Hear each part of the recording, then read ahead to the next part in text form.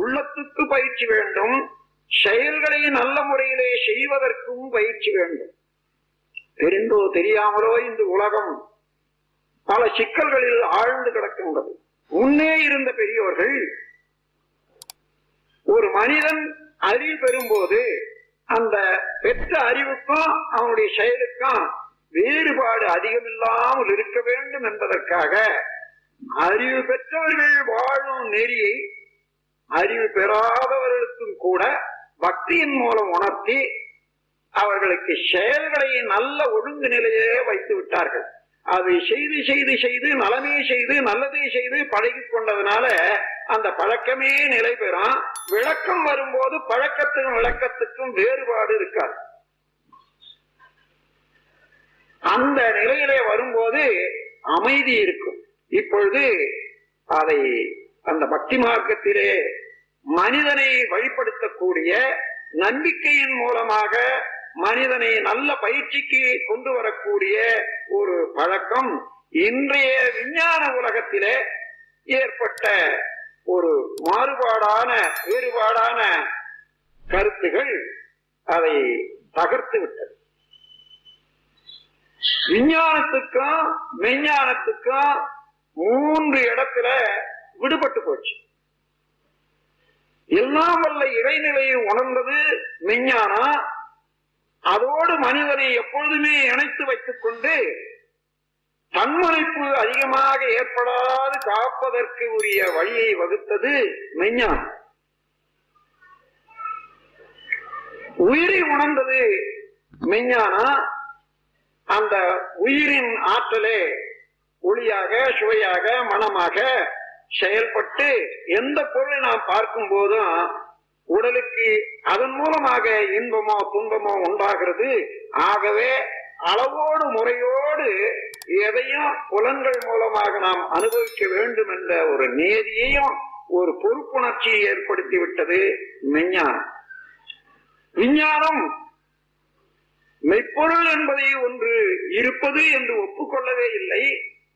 அடுத்தது உயிர் என்பது உண்டு என்பதை இதுவரையில ஒப்புக்கொண்டது இல்லை விஞ்ஞானம். ஏனென்றால் நுணுக்கமான கருவிகளுக்கு பார்க்க முடியவில்லை, எட்டவில்லை. விஞ்ஞானத்துக்கு புலன்கள் மூலமாக அவர்கள் உணர வேண்டாம், கருவிகள் மூலமாக ஆயினும் உணர வேண்டாம்.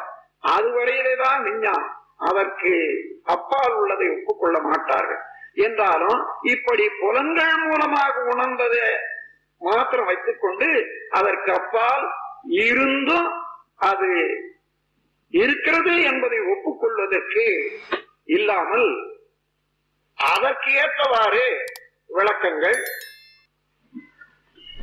தர்க்கங்கள், விவாதங்கள் இவைகளெல்லாம் ஏற்படுத்தி உயிரும் இல்லை மெய்ப்பொருளும் இல்லை என்ற அளவில் வந்ததுனால பக்தி மார்க்கத்தின் மூலமாக நம்பிக்கை வழியின் மூலமாக தெய்வத்தின் மேல் ஒரு சாக்கு வைத்து நல்லது கெட்டதை செய்ய வேண்டும், நல்லதை செய்ய வேண்டும், கெட்டதை தவிர்க்க வேண்டும் என்ற ஒரு முறையை இந்த தற்காலத்து விஞ்ஞானம் தகர்த்து விட்டது. மூன்றாவதாக வினைப்பயன் என்பதை இன்னும் விஞ்ஞானம் ஒப்புக்கொள்ளவில்லை.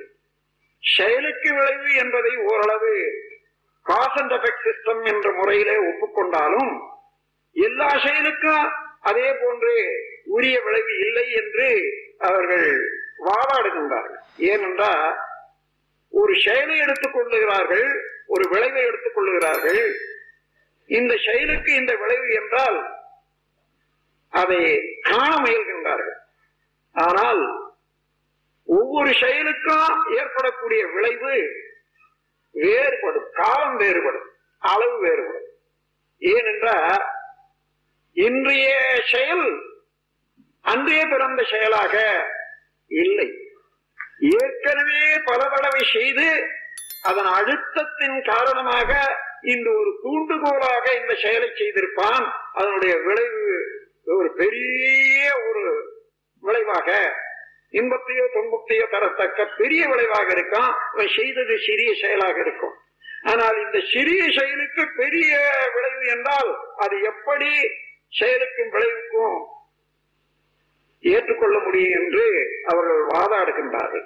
அது மாத்திரமல்ல, ஒரு செயல் இருந்தால் விளைவு ஒரு மணி நேரத்திலே வரலாம், ஒரு நாளிலே வரலாம், ஒரு மாதத்திலே வரலாம், ஆண்டிலே வரலாம், 10 ஆண்டிலே வரலாம், 100 ஆண்டு பொறுத்து அவன் 3வது 4வது தலைமுறையிலே கூட வரலாம் அதனுடைய விளைவு. அதை மனிதனுடைய எண்ணத்தினுடைய மனதுடைய ஆற்றல் குறைவாக இருப்பதனாலும் வாழ்நாளுடைய நீளம் ஒரு எல்லை கட்டி இருப்பதனாலையும் செயலையும் விளைவையும் ஒன்றுபடுத்தி பார்க்க அவர்களால் முடியவில்லை. அதனால வினைப்பயன் என்பதை ஒப்புக்கொள்ளவில்லை. அதனால யார் ஒன்னாலும் எதை ஒன்னாலும் செய்யலாம் என்ற அளவுக்கு விரித்து விட்டது, அவிழ்த்து விட்டது கட்டை.